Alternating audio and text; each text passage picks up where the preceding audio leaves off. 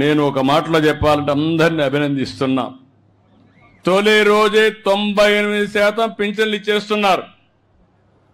మా అధికార యంత్రాంగం పోటీ పడిస్తున్నారు. ఇప్పుడు దానికి అందరిని అభినందిస్తున్నా. శభాష్, మీరు పేదల సేవలో బ్రహ్మాండంగా పనిచేస్తున్నారు. దానికి మనస్ఫూర్తిగా అభినందనలు. మీకందరికి కూడా పింఛన్లు వస్తున్నాయని నమ్మకం ఉంటే గట్టిగా చప్పట్లు కూడా చెప్పండి, లేకుంటే అవసరం లేదు. ఇది అధికార యంత్రాంగం గుర్తుపెట్టుకోవాలి. ఈ నమ్మకాన్ని మీరు కాపాడుకోవాలి. అప్పుడే మనందరికీ న్యాయం జరుగుతుంది, మన జీవితాలకు ఒక మీనింగ్ ఉంటుందని చెప్పి కూడా మీకు తెలియజేస్తున్నా. ఇంకో పక్కన మీరు ఒకసారి చూస్తే ఇవన్నీ కూడా ఇస్తూనే ఒక్కసారి మీరు గుర్తుపెట్టుకోవాలి, మనం ఇచ్చేది 4000 లాస్ట్ స్లాబ్. అది అందరికీ ఇచ్చేది 4000, ఇంకోటి 6000, ఇంకోటి 10,000, ఇంకోటి 15,000. తెలంగాణలో మనకంటే ధనికమైన రాష్ట్రం. నేనే అక్కడ హైదరాబాద్ అన్ని డెవలప్ చేశాం. అక్కడ పింఛన్ ఇప్పుడు ఎక్కువగా అందరికంటే మళ్ళా వాళ్లే ఎక్కువ. మన తర్వాత 2016 రూపాయలు ఇస్తారు నెలకు. తమిళనాడు 1000 రూపాయలే, కేరళలో 1600, కర్ణాటక బెంగళూరు ఉంది 600, ఉత్తరప్రదేశ్ ఒరిస్సాలో 500. ఇప్పుడు నేను అడుగుతున్న సంక్షేమం ఇవ్వలేదనే వాళ్ళకి నేను ఇచ్చేది కళ్ళుంటే చూడాలి, మనసుంటే ఆలోచించాలని అలాంటి వ్యక్తులకు విజ్ఞప్తి చేస్తున్నా. మీరు కూడా గుర్తుపెట్టుకోవాల్సిన అవసరం ఉంది. ఎవరైనా వచ్చి ఏమి ఇచ్చాడంటే ఏమి ఇచ్చానో ధైర్యంగా చెప్పి మీరు వాళ్ళని నిలదీస్తే రాబోయే రోజుల్లో ఇంకా మెరుగైన ఫలితాలు మీకు వస్తాయి. అదే నాకు కొండంత బలం అని చెప్పి కూడా మీకు తెలియజేస్తున్నా. అవే మీ ఆశీస్సులు నాకు. ఇంకో పక్కన మీరు ఒక్కసారి ఆలోచించినప్పుడు ఇలాంటివన్నీ కూడా రకరకాలుగా 28 రకాల పింఛన్లు మనం ఇస్తున్నాం. ఈరోజు పింఛన్లే కాదు, నేను ఆ రోజు ఒక మాట చెప్పాను, అన్నా క్యాంటీన్లు మళ్ళా పెడతానని అన్నా క్యాంటీన్లు పెట్టి దగ్గర 200 క్యాంటీన్లో పేదవాళ్లకు భోజనం పెడుతున్నాం. రాబోయే రోజుల్లో చినగంజ మండలంలో కూడా ఒక అన్నా క్యాంటీన్ వస్తుంది. మీరు పోతే అక్కడ భోంచేసి ఇక్కడికి వచ్చే పరిస్థితి వస్తారు. ఏదైనా పనికి పోయినప్పుడు ఇలాంటివన్నీ ఏర్పాట్లు చేస్తాం. ఇదే కాకుండా ఇంకొక పక్కన మీరు చూస్తే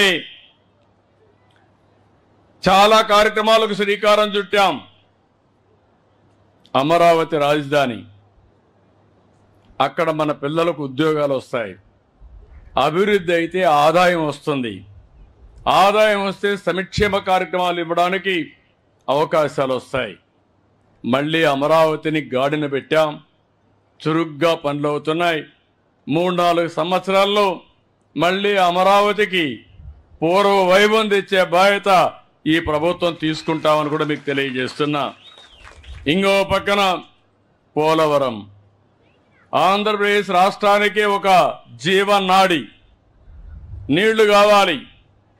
గోదావరిలో నీళ్లు సముద్రం లేకపోతున్నాయి. ఇప్పుడు చినగంజాం ఉంది, పక్కన సముద్రం, ఇక్కడ నీళ్లు లేవు. బోర్లు వేసుకుంటే తప్ప నీళ్లు లేని పరిస్థితి ఉంటుంది. అలాంటప్పుడు నదులు అనుసంధానం చేయాలని పోలవరాన్ని మళ్ళీ ఘాట్లో పెట్టాం. పనులు అవుతున్నాయి. 2027కి పోలవరాన్ని పూర్తి చేసి నదుల అనుసంధానానికి శ్రీకారం చుడతాం. దీనివల్ల అనేక లాభాలు వస్తాయి. వ్యవసాయం సుజావుగా జరుగుతుంది. విశాఖపట్నం స్టీల్ ప్లాంట్ మీకు అందరికీ జ్ఞాపకం ఉంటుంది. విశాఖ హక్కు, ఆంధ్రుల హక్కు అని పోరాడాం, ప్రాణ త్యాగాలు చేశారు. అలాంటి దాన్ని దివాలా దీపించారు.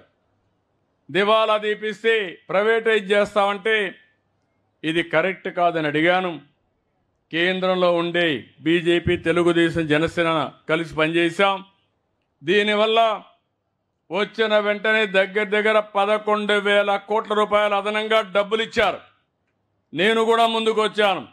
అవసరమైతే నా ప్రజల కోసం ప్రతి నెల 100 కోట్ల రూపాయలు చొప్పున 2 సంవత్సరాలు కరెంటు ఛార్జీకి దాన్ని ఈక్విటీ కింద కన్వర్ట్ చేసుకొని నేను ఉచితంగా ఇస్తానని నేను ముందుకు వచ్చాను. నీళ్లు కరెంటు ఉచితంగా ఇస్తున్నాను.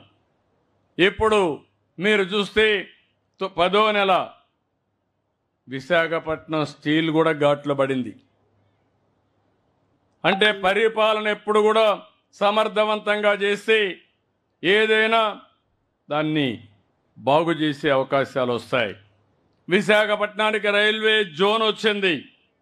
ఒకప్పుడు రోడ్లు చూశారు, గుంతలు పడిపోయి ఎవరన్నా బయట పోతే నడివిరిగిపోతుంది. ఎవరన్నా డెలివరీకి పోవాలంటే హాస్పిటల్కి పోయే పని లేకుండా మధ్యలోనే డెలివరీ అయిపోయే పరిస్థితి వచ్చి ఉంటుంది. ఈరోజు నేను అడుగుతున్నా, మీ రోడ్లు బాగున్నాయా లేదా అని మిమ్మల్ని అడుగుతున్నా. బాగున్నాయంటే గట్టిగా చెప్పండి. ఇంకా కొన్ని రోడ్లు ఉన్నాయి, అవి కూడా రిపేర్ చేస్తాం.